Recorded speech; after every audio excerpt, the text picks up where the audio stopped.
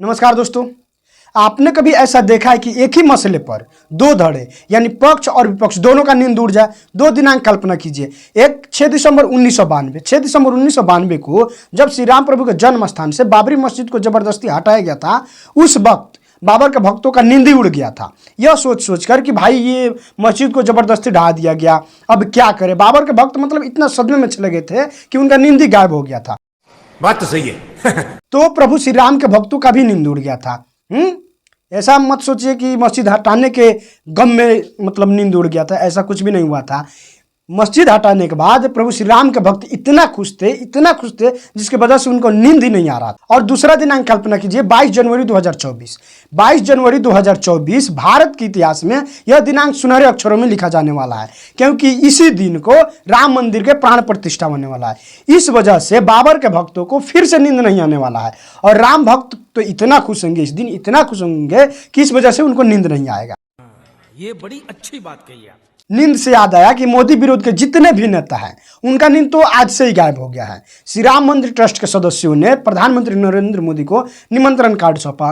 इसके बाद दोस्तों पूछो ही मत, मोदी विरोध के जितने भी नेता है और उनका रोना धोना चालू हो गया है। देखिए, निमंत्रण सिर्फ एक ही पार्टी को जा रहा है क्या? कौन कौन पहुंचता कौन नहीं पहुंचता उस पर मैं कोई टिप्पणी नहीं कर सकता हूं, लेकिन भगवान सिर्फ एक पार्टी तक सीमित रह गए हैं क्या? निमंत्रण देने हैं और उसमें अगर उत्साह और उल्लास सबका देखना है तो सभी को होना चाहिए, सभी को निमंत्रित करना चाहिए। अब उनको अपनी परिस्थितियों को देखते हुए क्या करना है वो निर्णय लेंगे, लेकिन आप इसको एक पार्टी का प्रोग्राम बना रहे हैं। क्या ये पार्टी का प्रोग्राम है और एक ही व्यक्ति विशेष का ही प्रोग्राम है?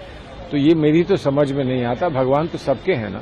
आपने सरकार इस पर सबके हैं तो निमंत्रण क्यों नहीं सबको? तो बाकी पार्टियों को भी निमंत्रण तो जाना चाहिए था। और अगर ये दिखाना है कि भगवान सबके हैं और इस बात को एक बार फिर से उजागर करना है, तो फिर ये बताना था कि हमने निमंत्रण सबको भेजा है। बेचारे सलमान खुर्शीद जी चाह रहे हैं कि निमंत्रण हर एक पार्टी को मिले।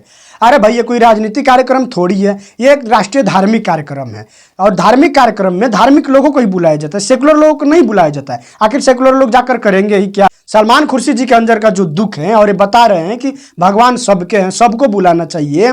ये तो बात सही है कि भगवान सबके हैं, लेकिन सब कोई भगवान के हैं क्या? कुछ दिन पहले ही राहुल गांधी की तुलना भगवान श्री राम से करने वाले सलमान खुर्शीद जी को समझना चाहिए कि ये कोई बाबरी मस्जिद थोड़ी बन रहा है कि आप लोग का निमंत्रण जाए।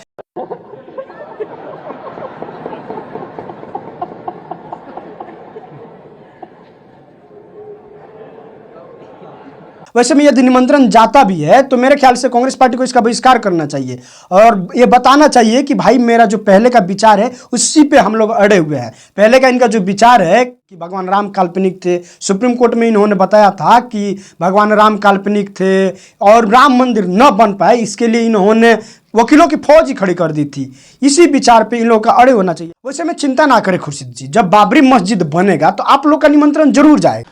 देखिए, ये तो ऐसी राम मंदिर की बात कर रहे हैं जैसे ये भारतीय जनता पार्टी का मंदिर हुए। राम मंदिर हमारे देश का मंदिर है, हमारे सनातन धर्म का एक बहुत बड़ा चिन्ह है। तो ये किसी पार्टी का क्या है राम मंदिर?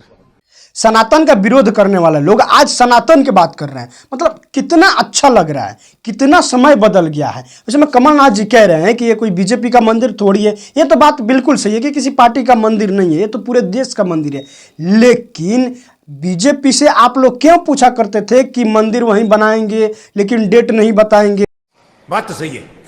राम मंदिर को तो बीजेपी के हाथों में आप लोगों ने सौंपा है। बीजेपी तो हमेशा मंदिर के साथ रही और आप लोग मंदिर के खिलाफ रहे। बीजेपी कोई भी परिस्थिति क्यों ना आ जाए, मंदिर का मुद्दा बीजेपी ने कभी नहीं छोड़ा, लेकिन आप लोगों ने मंदिर न बन पाए उसके लिए पता नहीं क्या क्या नहीं की। कांग्रेस और उनके साथियों का यदि सारी बातें इकट्ठा किया जाए तो देखिए, भगवा आतंकवाद, राम सेतु का निर्माण भगवान राम नहीं किए थे, भगवान राम काल्पनिक थे, और इसके बाद सनातन डेंगू मलेरिया है, इतना ही नहीं रामचरितमानस को जला देना चाहिए, इत्यादि सारी बातें इन लोग के सुंदर सुंदर मुख से निकला हुआ है। और आज राम मंदिर के उद्घाटन में जाने के लिए मतलब किस तरह से रोना रो रहे हैं। रोने धोने के लिए बहुत समय होता है, करते रहिए। राम मंदिर तो होना ही था, हो रहा है, हजारों कर सेवक उसमें शहीद हुए हैं। उस वक्त सभी हिंदुत्ववादी संगठन और पार्टियां शामिल थी। शिवसेना थी, बजरंग दल थे, विश्व हिंदू परिषद थी, रथ यात्रा भी निकाल ली थी आडवाणी साहब ने। तो ये सबका परिणाम है कि राम मंदिर बन रहा है। खून बहाया लोगों ने, जेल में गए, मुकदमे चल रहे हैं अभी भी सभी लोगों पर। तो मोदी जी अब जाएंगे और राम मंदिर की पूजा करेंगे, लेकिन मुझे लगता है कि चुनाव आ रहे हैं, ये चुनाव की तैयारी। संजय राउत जी कह रहे हैं कि चुनाव आ गया और यह सब चुनाव की तैयारी है। मतलब कमाल है भाई लोग। मंदिर 2020 में बनकर तैयार होता और उसका उद्घाटन 2024 में होता, तो यह लॉजिक काफी हद तक काम होता है कि हाँ भाई चलो ये सब चुनाव के लिए किया जा रहा है। लेकिन मंदिर जब बनकर तैयार हो तभी तो उद्घाटन होगा ना। संजय जी के हिसाब से या तो इलेक्शन का डेट पोस्टपोन कर देना चाहिए या मंदिर का उद्घाटन का पोस्टपोन कर देना चाहिए। मतलब अब क्या कहा जा सकता है इस पे। कुछ भी वैसे में एक बात तो है, यदि बाला साहब ठाकरे आज जिंदा होते तो शिवसेना को पता नहीं कहां से कहां पहुंचा दिए होते। लेकिन उसी शिवसेना को आज उद्धव जी और संजय राउत जी मतलब बाला साहब की विरासत को आज खत्म करने के कगार पर लाकर खड़ा कर दिए। खैर उस व्यक्ति का क्या किया जा सकता है जो सोते समय अपना पैर आसमान की तरफ करके सोए और सोचे कि चलो आसमान गिरेगा तो अपने पैर से ही रोक लूंगा। कुछ नहीं किया जा सकता है। खत्म, bye bye, tata, good bye.